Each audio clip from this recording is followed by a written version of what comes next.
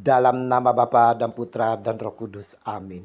Shalom Aleihim. Berjumpa lagi dengan saya pada perenungan hari ini, tanggal 2 Juli 2022.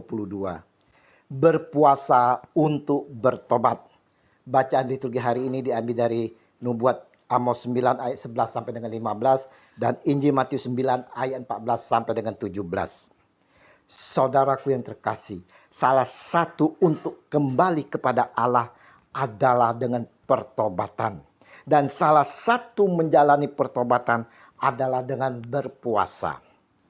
Pertobatan saudara artinya berpaling dari tindakan-tindakan kita yang berbuat kesalahan terhadap Allah.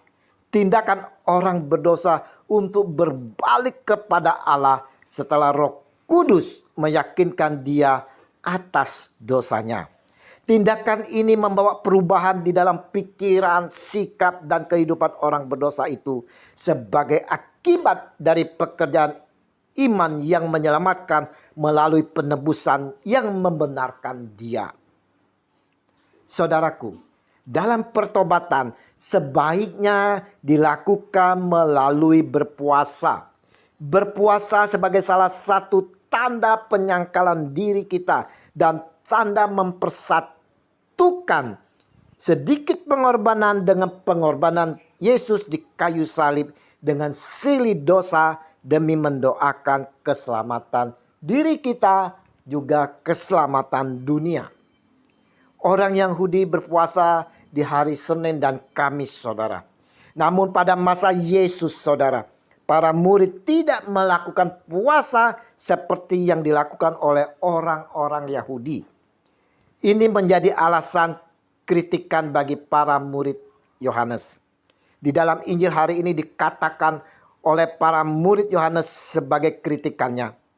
Mengapa kami dan orang Farisi berpuasa, tetapi murid-muridmu tidak? Ayat 14. Jawab Yesus kepada mereka. Dapatkah sahabat-sahabat mempelai laki-laki berduka cita selama mempelai itu bersama mereka? Tetapi waktunya akan datang, mempelai itu diambil dari mereka dan pada waktu itulah mereka akan berpuasa. Ayat 15. Saudaraku yang terkasih, Yesus memberi jawaban bahwa muridnya sedang bersuka cita bersama sang pengantin, yaitu Yesus sendiri. Dan pada waktunya nanti, saudara, dikatakan oleh Tuhan Yesus, saat setelah Yesus wafat dan bangkit, para murid berpuasa. Nah, bagaimana dengan kita menyikapi tentang berpuasa ini, saudara? Sering kita menjalani puasa hanya merupakan seremonial saja. Hanya kewajiban beragama. Sehingga terlihat dari luar kita ini suci. Kita taat kepada hukum gereja. Dalam berpuasa saudara-saudara, bukan penampilan luar yang diutamakan saudara. Tetapi pertobatan batinlah yang diutamakan. Bukan hanya hari, jam, dan jumlah makanan yang dipentingkan dalam berpuasa. Yang diutamakan dalam berpuasa adalah mutunya saudara. Pertobatan batin yang diutamakan. Dan buah dari pertobatan itu sendiri yang diutamakan dan dilihat oleh Tuhan Yesus. Berpuasa mengungkapkan duka cita karena dosa-dosa kita saudara. Karena dosa-dosa dunia. Berpuasa juga mendisiplinkan diri terhadap dosa, yaitu untuk melawan dosa di dalam kehidupan kita. Berpuasa sangat berguna di dalam kehidupan kita yang selalu mengikuti kedagingan saudara. Yang selalu berbuat dosa. Tetapi tidak berlaku pada Yesus masih hidup di dunia ini. Di mana bersekutu dengan para muridnya. Yesus berkata, tetapi waktunya akan datang mempelai itu diambil dari mereka. Dan waktu itulah mereka akan berpuasa. Dengan kata lain saudara-saudara, Yesus berkata, waktunya akan datang apabila aku tidak lagi bersama mereka secara jasmani. Dan pada waktu itulah mereka akan berpuasa. Dan saat inilah saudara, Kita yang tidak bersama dengan Tuhan Yesus lagi secara jasmani, kita yang penuh dosa ini perlu untuk membersihkan hati kita, untuk mendekatkan hati kita dengan cara yaitu berpuasa di dalam menuju pertobatan. Nah, saudaraku yang terkasih, bagaimana respon kita saat menjalani puasa? Apakah kita berpuasa hanya merupakan suatu kewajiban seremonial saja? Atau untuk menuntut sesuatu dari Allah? Kita mungkin akan bertanya, mengapa suatu saat Yesus berbicara tentang mempelai dan saat berikutnya berbicara tentang kain dan anggur? Apa hubungannya satu dengan lainnya ini? Yesus menggunakan bahasa kiasan. Tetapi apa pertaliannya di antara keduanya ini? Ada dua hal yang harus kita pahami, saudara, di dalam acara perkawinan, yaitu baju baru dan anggur baru. Kita tahu bahwa mempelai laki-laki dan perempuan tidak mengharapkan untuk datang ke perkawinan dengan pakaian lama yang ditambal di sana sini. Dan pada setiap perkawinan, saudara, pasti ada anggur yang mengungkapkan rasa sukacita. Kita pasti masih ingat pada upacara perkawinan yang pertama kali dihadiri oleh Yesus di Kana. Mereka kekurangan anggur dan Yesus menyediakan anggur baru untuk mereka, di mana mengubah air menjadi anggur. Kain yang lama menunjukkan apa, saudara? Rasul Paulus di dalam Efesus 4 ayat 22 berkata bahwa kita harus menanggalkan pakaian yang lama, yang melambangkan kehidupan yang lama kita, yang penuh dosa, dan menggunakan yang baru, yaitu mengenakan Kristus.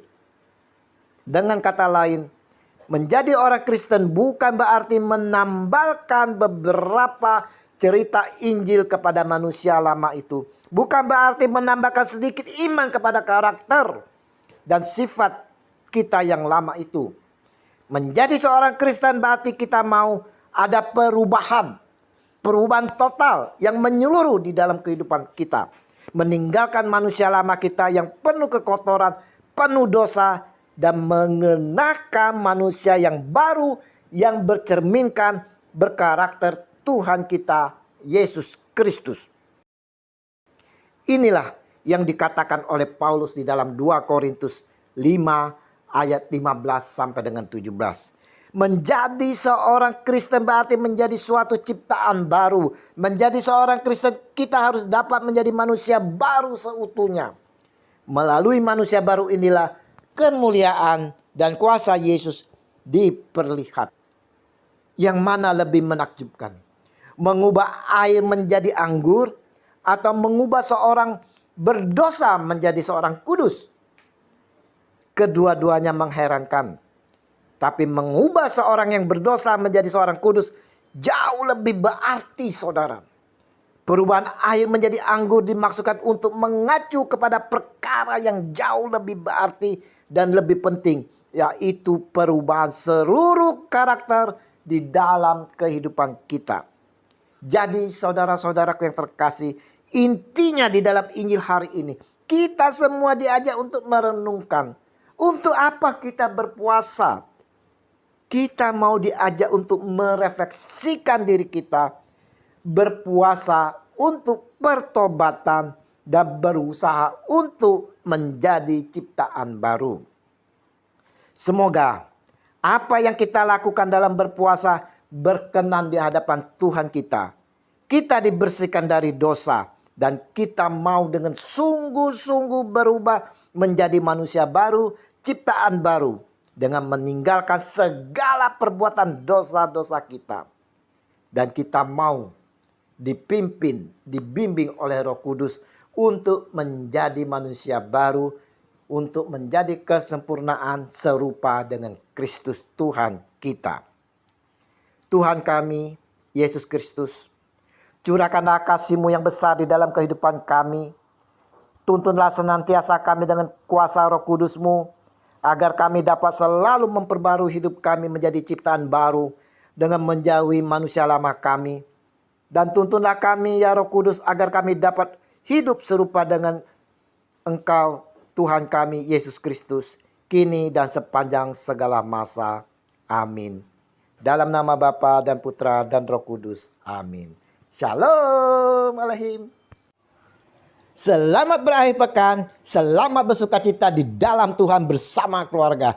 Ayo, tetap prokes. Kita sehat, keluarga sehat, semua sehat. Semangat!